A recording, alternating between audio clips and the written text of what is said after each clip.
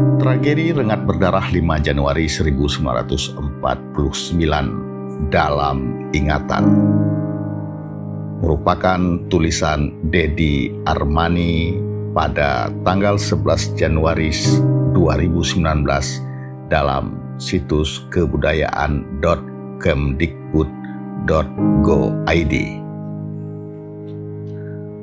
Tragedi kelam dialami masyarakat Rengat Kabupaten Indragiri, Hulu, Riau 5 Januari 1949. Saat itu Provinsi Riau belum terbentuk dan Rengat berada di bawah Provinsi Sumatera Tengah. Dalam masa agresi Belanda kedua itu, ribuan nyawa masyarakat Rengat melayang saat Rengat diserbu Belanda.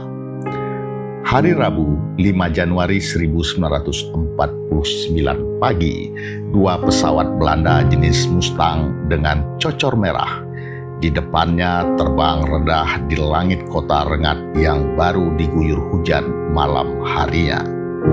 Dua pesawat itu melayang-layang di antara kerumunan masyarakat yang akan memulai aktivitas. Sebelumnya sudah tersiar kabar bahwa tentara Belanda akan menyerang kota Rengat sebagai upaya merebut kembali kekuasaannya. Pesawat itu menjatuhkan bom. Aksi dua pesawat Mustang yang mengebom setiap penjuru Rengat baru berakhir pukul 9.45 WIB. Begitu pesawat Mustang menghilang dari langit Rengat, muncul kembali 7 pesawat Dakota yang menerjunkan ratusan pasukan baret merah Belanda atau sering disebut Korps Spesial Troeven atau KST. Pasukan terlatih Belanda yang telah mengikuti pelatihan di Batu Jajar, Bandung. Pasukan ini diterjunkan di daerah Skip yang berawa-rawa dan selama ini tidak begitu terjaga oleh tentara Indonesia. HM Wasmat Raj, mantan Komandan Markas Batalion 3 Resimen 4 Banteng Sumatera, berpangkat Letnan Muda TNI Angkatan Darat yang dituturkan dalam sebuah biografi bertajuk Lagu Sunyi dari Indragiri, menyebutkan perhatian tentara Republik terpecah antara menghadang laju pasukan penerjun dengan korban yang bergelimbangan. Seorang ibu memeluk tubuh anaknya yang tercabik-cabik. Ada juga wanita yang berteriak histeris di depan putrinya yang terluka parah. Entah siapa yang mau ditolong terlebih dahulu. Masuk ke lubang perlindungan, di sana sudah ada mayat-mayat dan korban yang terluka parah. Terlintas dalam pikiran saya, jika serangan ini terus dilanjutkan, maka menjelang petang mungkin seluruh penduduk Rengat sudah musnah, kata Wasmat. Menjelang petang, situasi di kota Rengat terus memburuk. Belanda kembali menurunkan pasukan baret hijau dalam jumlah besar. Mereka diperkirakan 3 kompi atau sekitar 350 orang. Pasukan ini datang dari Tembilahan melalui jalur sungai. Banyak yang tentara Republik yang terbunuh, sedangkan yang hidup ditangkap. Wasmat berupaya menyelamatkan diri dengan cara bergerilya. Dalam perjalanan menyusuri sungai dan hutan, ia bertemu dengan para pejuang lainnya. Namun pada tanggal 11 Januari 1949, Wasmat berhasil ditangkap pasukan Belanda di rumah orang tua angkatnya di daerah Skip. Wasmat kemudian digelandang ke dalam sel. Dalam tahanan, Wasmat bertemu dengan sejumlah tentara Republik yang lebih dulu ditangkap.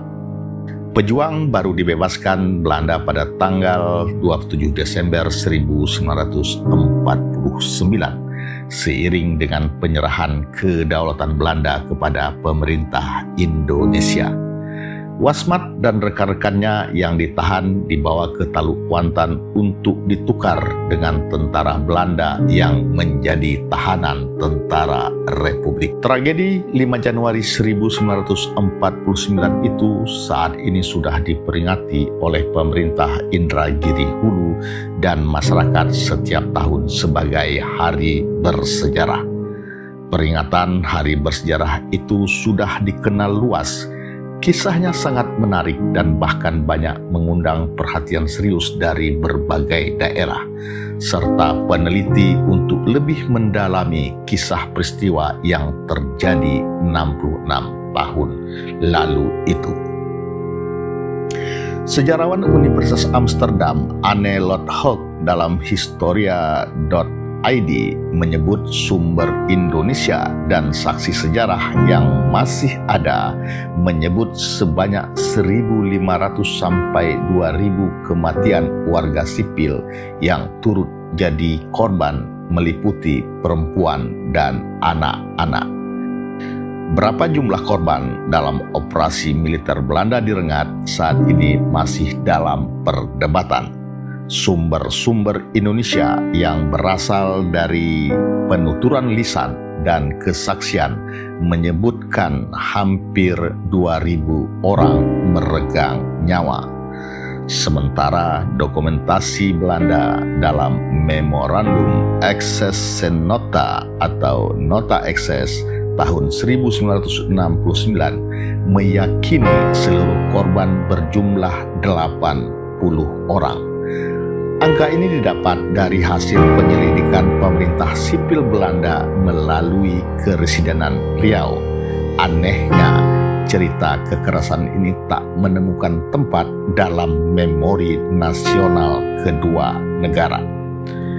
Pemerintah Belanda menganggap banjir darah di Rengat sebagai pembunuhan di antara sesama orang Indonesia. Hal ini mengacu pada banyaknya tentara beretnis Ambon dalam pasukan KST yang ikut terjun dalam operasi militer ke Rengat.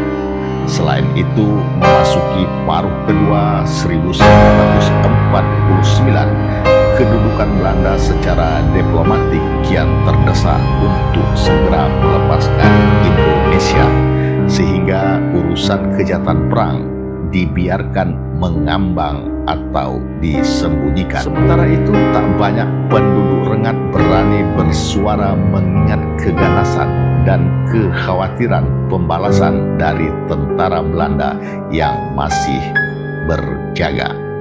Dari waktu ke waktu, peristiwa 5 Januari 1949 hanya menjadi konsumsi lokal. Namun, memori itu bukan untuk dilupakan. Setelah Republik berdaulat, masyarakat setempat mengganti nama kampung Skip menjadi Skip Sipayung. Ini mengacu pada kata payung yang bermakna penerjun payung berdarah Belanda tatkala menjejakkan kaki dan menoreh noda kelam di tanah itu.